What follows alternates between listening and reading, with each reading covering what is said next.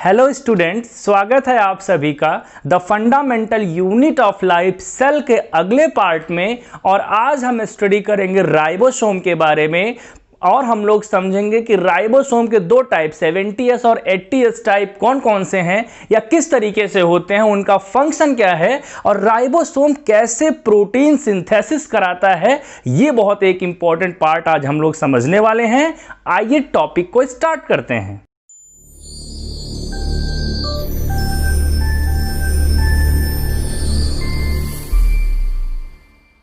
सबसे पहले अगर हम लोग राइबोसोम की बात करें तो ribosomes are known as protein factory. जैसा कि हम आप जानते हैं कि राइबोसोम प्रोटीन सिंथेसिस से रिलेटेड होता है या ये प्लेस प्रोवाइड करता है प्रोटीन सिंथेसिस के लिए। तो it is the main cell organelle where the protein synthesis takes place. और इस तरीके से हम लोग कह सकते हैं कि ribosome form the protein synthesis machinery of a cell. Cell की प्रोटीन सिंथेसिस मशीनरी बनाता है। It is found in all living cell. All living cell का मतलब आइदर इट इज प्रोकैरियोट, दो तरीके के सेल्स हैं, either it is eukaryote. Each ribosome consists of 2 unit. It means चाहे वो प्रोकैरियोटिक में हो चाहे वो यूकैरियोटिक में हो, दो यूनिट कंसिस्ट करता है। One is the smaller unit and another is the larger unit. And इसके बेसिस पे हम लोग राइबोसोम को दो कैटेगरीज में डिवाइड करते हैं। फर्स्ट है 70S टाइप का राइबोसोम जो कि प्रोकैरियोटिक राइबोसोम कहा जाता है। इट मींस प्रोकैरियोटिक सेल में प्रेजेंट होता है, हालांकि कुछ यूकैरियोटिक सेल ऑर्गेनेल में भी ये प्रेजेंट होते हैं, अभी हम लोग बात करेंगे। 80S टाइप का राइबोसोम यूकैरियोटिक राइबोसोम कहा जाता है, जो कि यूकैरियोटिक सेल में प्रेजेंट होता है। डिस्कवरी की बात करें तो it is discovered by Palade and Pell. इसके नाते इसको हम लोग पलाडे पार्टिकल्स के नाम से रिप्रेजेंट करते हैं या राइबोसोम का हम दूसरा नाम भी कह सकते हैं। It is a protein synthesis machinery of a cell. अब हम लोग पहले टाइप की बात करें जो कि 70S टाइप का राइबोसोम होता है, तो it is found in prokaryotes. जैसा कि अभी हमने बात की, प्रोकैरियोट्स एंड यूकैरियोटिक में कुछ सेल ऑर्गेनेल में ये प्रेजेंट होता है। जैसे कि हम लोग बात कर चुके हैं, आई बटन में लिंक दी है, माइटोकॉन्ड्रिया को आप देख भी सकते हैं। माइटोकॉन्ड्रिया, प्लास्टिड्स, एक्सेट्रा, इन सब में प्रेजेंट होता है। It is synthesize in cytoplasm. कहां पे सिंथेसाइज होता है 70S टाइप का राइबोसोम? साइटोप्लाज्म में। It consist 2 unit. जैसा अभी हमने बताया कि राइबोसोम 2 यूनिट कंसिस्ट करते हैं, एक लार्जर यूनिट और एक स्मॉलर यूनिट। तो यहाँ पे 2 यूनिट हैं 30S एंड 50S टाइप के। अब यहाँ पे इसके स्ट्रक्चर को हम लोग समझते हैं। तो यहाँ पे ये देखिए, जो लार्जर पार्ट आप देख रहे हैं ये 50S टाइप का राइबोसोम है एंड यहाँ पे जो स्मॉलर यूनिट देख रहे हैं आप, ये 30S टाइप का है। ये दोनों यूनिट सेपरेटली साइटोप्लाज्म में स्कैटर्ड रहते हैं और ड्यूरिंग सेल डिवीजन वो ज्वाइन होते हैं एंड देन प्रोटीन सिंथेसिस की प्रोसेस होती है, जिसकी चर्चा अभी हम करने वाले हैं। अगर हम लोग 50S टाइप के राइबोसोम की बात करें तो ये बना होता है मेनली RNA का और प्रोटीन्स का। RNA की बात करें तो यहां पे दो तरीके के RNA, तो 23S RNA and 5S RNA 50S के पार्ट हैं या 50S में होते हैं एंड 34 प्रोटीन्स होती हैं। कितनी प्रोटीन? 34। 30S की बात करें तो यहां पे 60S RNA एंड 21 क्या होते हैं? प्रोटीन्स होते हैं, जिनसे मिल करके ये प्रोकैरियोटिक राइबोसोम या 70S टाइप का राइबोसोम बना होता है। अब हम लोग बात करते हैं यूकैरियोटिक राइबोसोम की। यूकैरियोटिक सेल और 80S राइबोसोम की अगर हम लोग बात करें तो it is also consist of 2 unit. First is the 60S and 40S. Its subunit also consists of rRNA and proteins.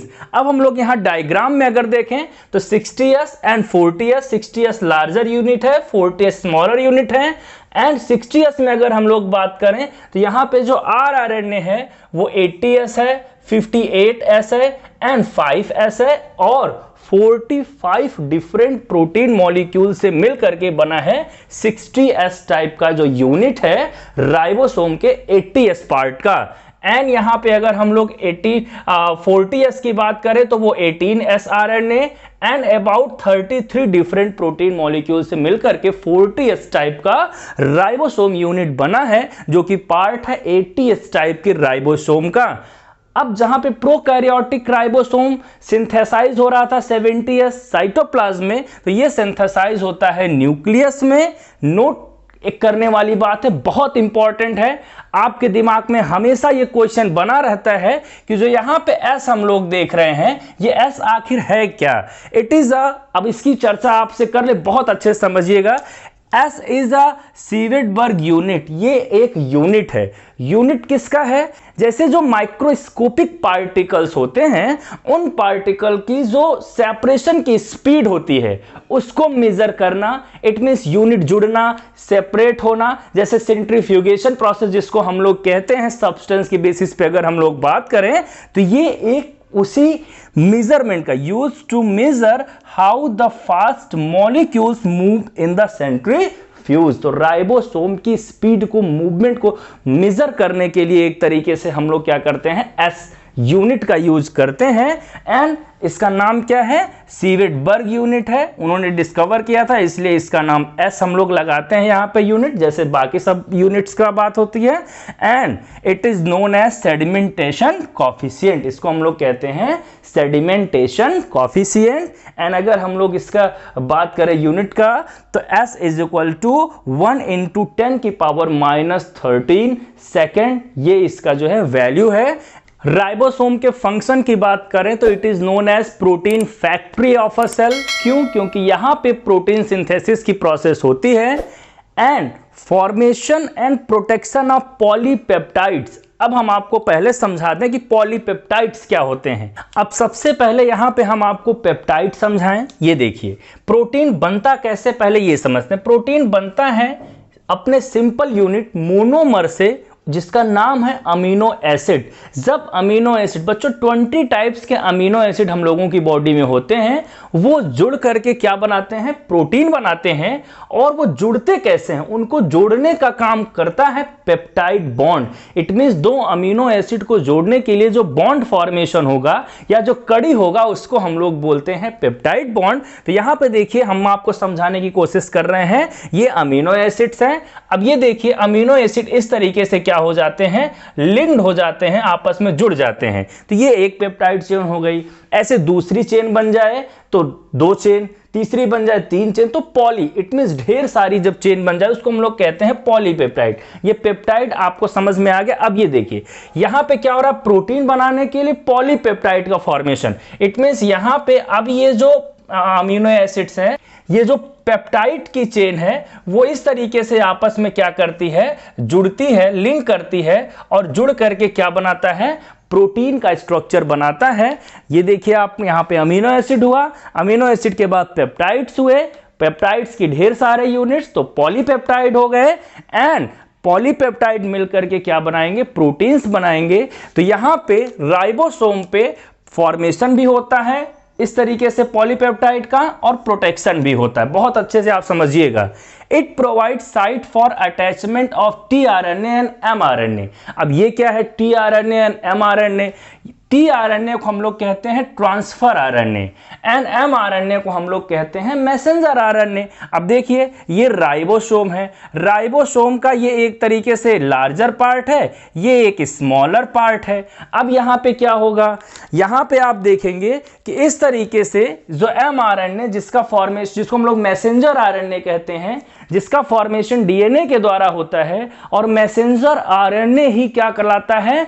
Protein. हमारे आपके जितने भी इंडिविजुअल हैं, सबके अंदर प्रोटीन की इंफॉर्मेशन एमआरएनए के पास क्या रहती है? प्रेजेंट रहती है। सबका एक यूनिक स्ट्रक्चर है। तो वो एमआरएनए आ करके क्या होता है? इस तरीके से अटैच हो जाता है। ये देखिए, अब एमआरएनए जब यहां पे अटैच हो गया, तो ये मैसेंजर है, ये इंफॉर्मेशन लेकर के आ गया, भैया इस तरीके से अब क्या करना है? आपको प्रोटीन बनाना है। ये इंफॉर्मेशन आपको दे दी गई है, अटैच हो गया। अब यहां पे टीआरएनए क्या करेगा? टीआरएनए का काम क्या है? वो अमीनो एसिड को, इट मींस अमीनो एसिड को क्या करेगा?